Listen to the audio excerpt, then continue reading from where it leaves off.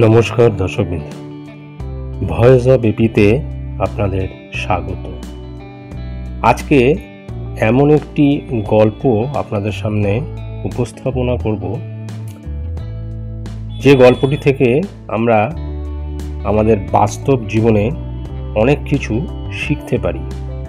আজকের গল্পটি হলো কৃষক ও হাঁস।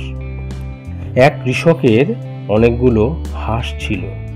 একদিন একটা হাঁস অগভীর কুয়োয় পড়ল, কিন্তু কুয়োটার গভীরতা হাঁসটির উচ্চতা থেকে অনেক বেশি হওয়াতে অবলা প্রাণীটি উঠে আসতে পারছিল না। হাঁসের ত্রাহি ত্রাহি চিৎকারে কৃষক এবং আশেপাশের মানুষ ছুটে আসলো, কিন্তু ওরা বুঝে উঠতে পারল না কি করবে।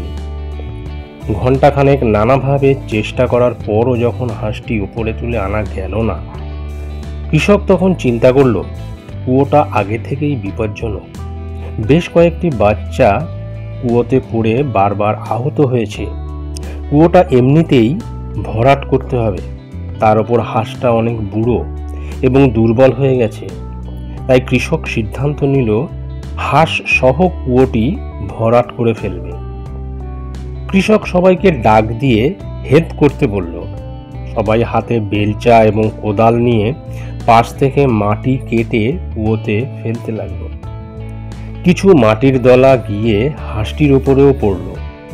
ওদের মাটি ফেলা দেখে হাঁসটি বুঝতে পারল কি ঘটতে চলেছে। প্রাণীটি ভয়ে দুঃখে নীরবে কাঁদতে লাগলো।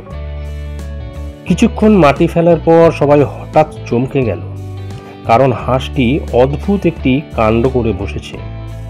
সবাই যখন হাঁসটির উপরে মাটি ফেলছে, হাঁসটি তখন গা ঝাড়া দিয়ে মাটি নিচে ফেলে দিচ্ছে এবং এক পা করে ভরাট হওয়া জায়গাতে অবস্থান নিচ্ছে। সবাই এবার দ্রুত হাঁসটির ওপর মাটি ফেলতে শুরু করল। হাঁসটিও তত দ্রুত গায়ের মাটি গায়ের ওপর থেকে ঝেড়ে ফেলল এবং ভরাট হওয়া জায়গাতে এসে দাঁড়াতে শুরু করল।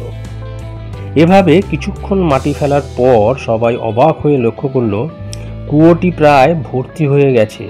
অবশেষে হাঁসটি কুয়ো থেকে বেরিয়ে আসলো। জীবনে চলার পথে এমন অসংখ্য কুয়োতে আপনি পড়বেন, যা থেকে উঠে আসার মতো সক্ষমতা হয়তো আপনার থাকবে না। আশেপাশের মানুষগুলো আপনাকে টেনে তোলার পরিবর্তে আপনাকে আরো ডুবিয়ে দিতে চাইবে। কিন্তু এই অবস্থা থেকে পরিত্রাণ পেতে আপনাকে ওই হাঁসটির মতোই গা থেকে আবর্জনাগুলো একটু একটু করে ঝাড়া দিয়ে ফেলতে হবে, যতক্ষণ না ওই আবর্জনাতে কুয়োটি পূর্ণ হয়ে যায়।